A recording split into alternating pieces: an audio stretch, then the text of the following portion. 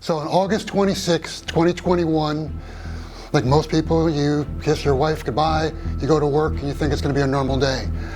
And at 9:23, the entire east side of Chandler Sunset Plaza exploded. At that point, you have no idea what's going on.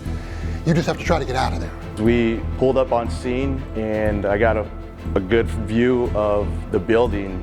I said to myself, wow, I'd never seen anything like this before. It came to me really fast that this is a once-in-a-lifetime call. We had fire to deal with, we had an explosion to deal with, we had patients that had been burned severely. I remember being put in an ambulance. I had no idea where I was going, what was going on.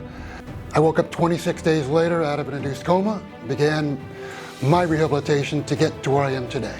We take, the patients to the burn center, they get treated, and very rarely do we ever get to hear the final results or the outcomes for these individuals.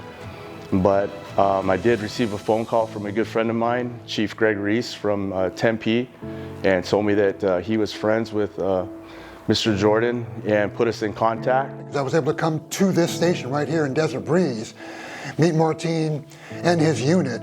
Those four were the first ones on the scene, and every day I think about it, their decisions made my survival easier. After sitting with Glenn and talking to him here at the fire station that day, you can't help but notice his willingness to want to help others, and to see someone that has gone through such a tragic event, and the one thing that he wants to do is help and think about others, which is pretty amazing.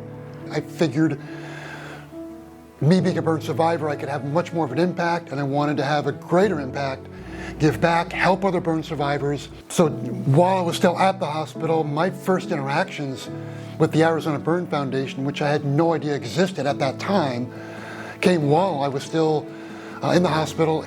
And I learned more about the foundation, what the foundation does for burn survivors and their families, and I got involved in Camp Courage. So I went up there for the first time in 2023, had an amazing experience. And you come home and I go, I need to do something. I want to raise money. I need this to continue. I need it to grow. And in 2023, to raise money for the foundation, I set myself a personal challenge to try to do 2,000 pull-ups in 12 hours. I accomplished that in 10 and a half hours. I called the event Raise Your Bar. Now, a new event called Keep Raising Your Bar. What I want to do is find out how many pull-ups you can do in 1 hour. So on August 22nd at the Hub Fitness in Ahwatukee, we're going to train between now and then.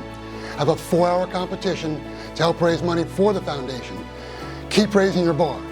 Train and tell me how many pull-ups you can do in 1 full hour. So this is to all the first responders out there. Let's use Glenn's inspiration and motivation to help others. And I'm asking you to bring that to this pull-up challenge, and let's help Glenn raise money for the Arizona Burn Foundation. Let's keep raising the bar for burn survivors.